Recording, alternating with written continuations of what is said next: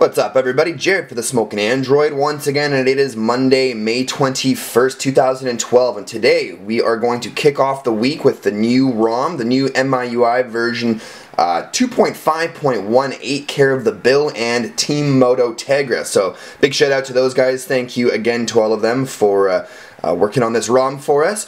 But without further ado, let's go ahead and start the install. So if you do have your Motorola Atrix with you handy, what you're going to want to do is press the power button and volume down button like normal. Wait for the green light to come on and let go of the power button, still holding volume rocker down.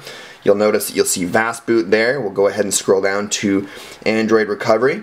Now, if you are running a custom ROM and you have the boot menu option, obviously you're just going to get into recovery either way. So find a way to get into recovery. Doesn't matter which one, whether it's ROM Racer, or CWM, or Team Win Recovery Project. So anyways, I've gone ahead and already wiped the device. I sort of do like a factory data reset, the cache. I wipe the cache, the Delvit cache, the factory data reset. Then I reboot into fast boot, and I actually use the fast boot wipe batch script that I have, but obviously if you want to do it, you just do the regular factory data reset. I prefer to do the fast boot. It's obviously the best and most surefire method of wiping your device clean, making sure there's no data left over or anything like that. So anyways, like I said, the device is perfectly clean right now, so I'm going to go ahead into install and we'll locate the new file, and the new file is right there, as you can see, version 4. Update 2.5.18, Team Moto Tegra. We'll go ahead and click on that, and we will verify there. Alright, and we'll go ahead and slide to launch, and this will take a little minute. Now, this is the Aroma version, so it should, or not should, but it will end up opening up a new UI for us to play with. Alright, here we are, and it is Aroma Installer. So if you're not going to be using the Aroma Installer version of this update, then you could always just flash it the way you normally do. You just go into install, select it, and then flash, and it'll do its thing. But I really like the new Aroma Installer method just because of all the options and things like that it gives you. It's just really, really cool, and it's new. I've never been able to play with this on any of the other devices before. So as you can see, first language, we're going to choose English, obviously. And yes, I agree. What's nice is that it actually didn't, like the kitchen sink ROM does, didn't actually make me have to sort of calibrate the touch screen, which I liked. It's all working right now. So we're just going to go ahead with the installation. Go into Custom, and we're going to go to the full wipe, and custom kernel. Alright, so what do we got here? So this is the first time I'm installing it, so you can choose the standard kernel or the alternative kernel. I'm going to choose the standard kernel just to make sure things are as stable as possible. Then we've got your GPS configuration, obviously depending on where you are in the world. For me, I'm in North America, so I'm going to want to select the North American GPS configuration. Click next on that. And then you've got your choice of launchers. So you've got Alt Launcher or Alt Drawer. I've actually done a review on this, a video review on this one in the past, and it's actually a pretty handy launcher. So, but I don't really want that. So, what I think I might do is either Xperia. You know what? I really like Xperia, so I'm going to go with Xperia. Hopefully, it doesn't give me any issues like it has in the past. And boot animations. So we've got a bunch to choose from here. I'm going to go ahead and select Jump Gate. And we've got GApps. Obviously, I'm going to want GApps installed. And then we've got the keyboard. You've got MIUI ORG bulk, so orange black keyboard. You've got your big keyboard and big black and blue keyboard. So I'm going to go ahead with big black and blue keyboard. Theme. Now, Bill has recommended I don't try the booth theme. I don't know if you guys are having issues with it or if it's because he thinks it's a funny one, so I'll leave it stock for now, Bill, just for you. Wallpapers, we've got install wallpapers or do not install wallpapers. I like wallpapers, so we'll go ahead and click next on that. Alright, next thing we've got here is the tweak options number 2. So battery, I do have the standard battery. There's an option for the extended 3600 milliamp battery. We've got the option to install the Bravia engine hack, so I'm going to go ahead with that. I do like Beats Audio. I've been playing with the HTC One V lately, and it comes with Beats Audio, and I can tell you firsthand that it does make a difference. It does actually enhance the audio quite nicely as well. So then, of course, we've got USB mount, so both, or SD card only. I think I might go ahead with SD only. And we've got primary storage, and that will be, I think, if I remember correctly, Bill told me that on this ROM, SD is external and eMMC is internal, so I want my primary storage to be the SD for my external SD card, and then so we'll see what happens there. And then of course you've got your media profile with, you know, the music and camera and stuff like that. So I'm gonna go ahead and just keep it on CM9. And alternative 2D libs, so I'm just going to say no, just give me this newest sources. I've never really noticed a difference between the two. I'm not really too sure. Of course, we've got apps. So you've got Adobe Flash Player, File Manager, and all this other stuff. So you're probably going to want Adobe Flash Player. If you do have something saved in your titanium backup, for instance, Root Explorer, something like that, you may not want to include that. But I always enjoy the stock file managers, sometimes just because of the UI, if I just need to do something simple, so I don't have to jump through a whole bunch of hoops. Genie Widget, Google Gallery, your weather app, YouTube, voice search, titanium. I'll probably just go ahead with YouTube on this one. Click Next. So now we're ready to install. We've selected everything we needed to sort of set up the ROM installation, and now we can go ahead and click Install Now. And that'll just take a moment, actually not too long at all. You'll see the progress bar down here at the bottom will start to increase pretty rapidly. But I will cut the video right now, and I'll bring it back and to see the boot animation for you guys. Alright, so there's the boot animation. That's pretty cool. I actually don't even remember which one that was, so I'll have to watch the video again, but that is a really neat boot animation. Alright, so we're all booted up, and as you can see, we're at the lock screen right here, and you have, like normal, whoops, I just initiated the music player. So as you can see, you've got the lock screen, the option to drag down to lock, go over to the phone, head on up to the camera, or head on over to your SMS messaging. So we'll go ahead and get into the device there. And God, I can't even remember what launcher I chose, but but regardless, this one's pretty cool. It kind of is reminiscent of the oh no, this was the Xperia launcher. Right, the Xperia launcher. So this is what the Xperia launcher looks like. As you can see, when you, I think if I was to load up the stock MIUI launcher, you'd probably have all of the apps right on the apps, or sorry, on the main home screens there. But because we did choose a non-MIUI launcher, we do have a applications drawer. Now, if we're going to go ahead and take a look at some of the applications that are preloaded on this particular version of the ROM, you'll notice right there that we've got things like backup. So it's obviously they've made integration with the what's it called, the Xiaomi cloud storage. God, I hate when companies name themselves really strange names.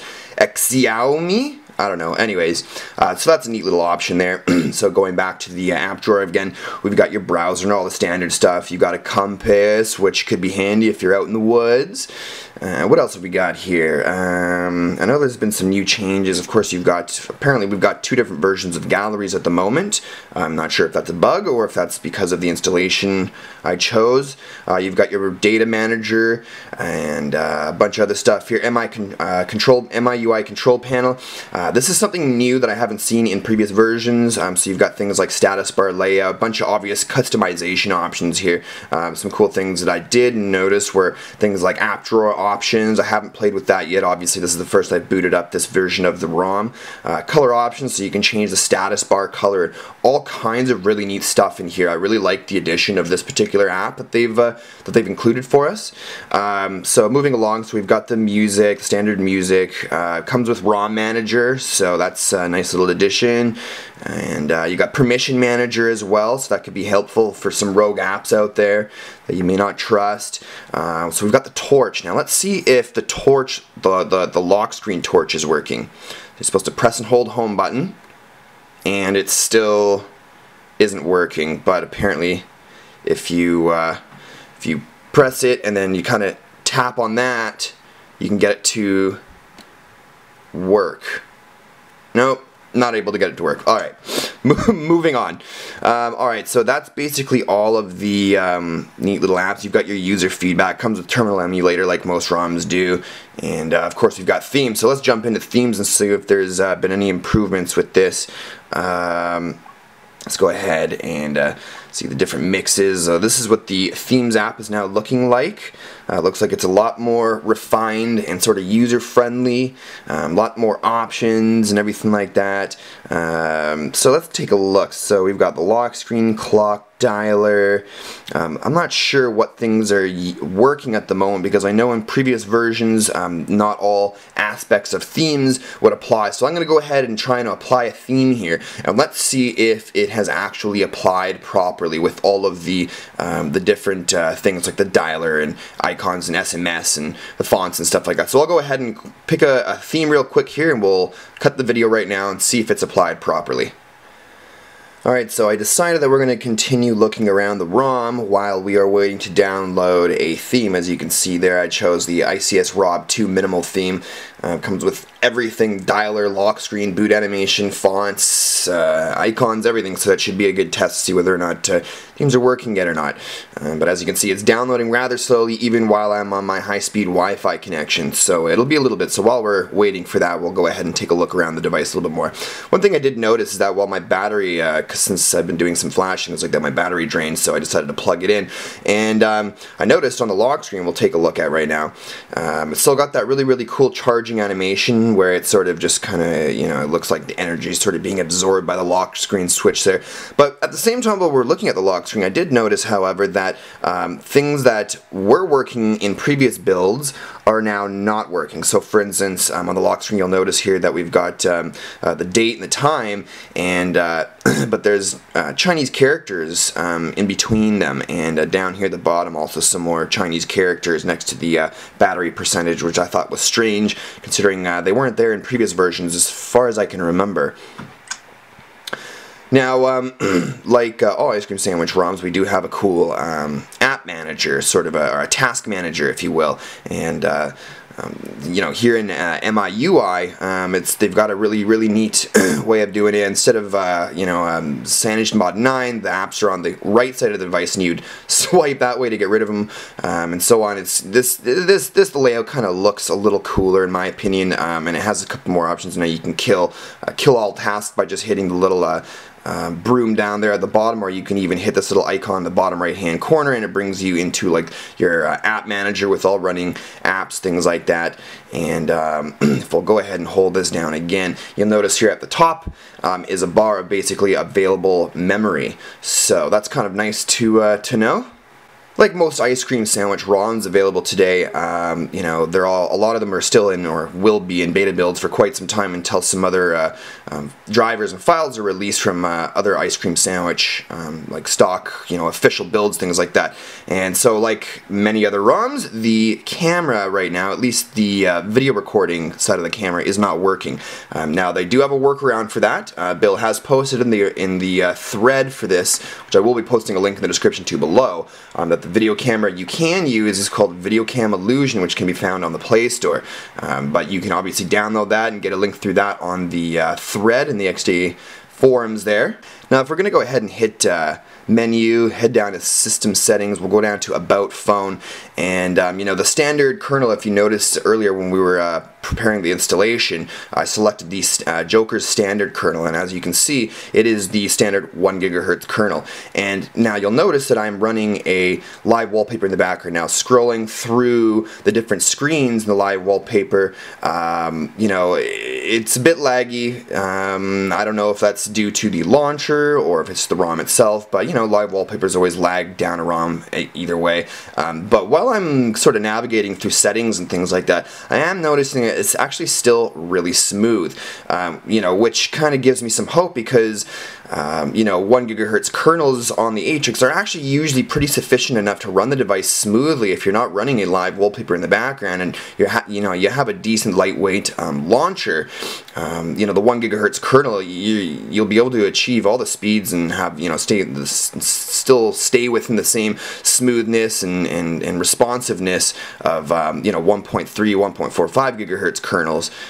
So that's something to keep in mind because it will you know, sort of increase your battery longevity. So that's just something to keep in mind. One thing I did notice, again, still, is that the browser, if you launch the browser in portrait mode and then go ahead and turn it to landscape mode, it does eventually crash. Now the fix for that, as you can see there, the fix for that is to actually launch the browser while you've got your phone tilted into landscape, even though it doesn't change to landscape. Then press the browser, and it'll launch in your landscape mode there and actually won't crash on you. So that's just sort of a little tip for those of you if this is the first time you're ever using MIUI ROM. One thing I did notice is that even though I selected to have the CM9 gallery installed, I believe it was the CM9 one anyways, we have both the whatever the heck this is, and so that's, I don't know if that's a stock ROM or gallery,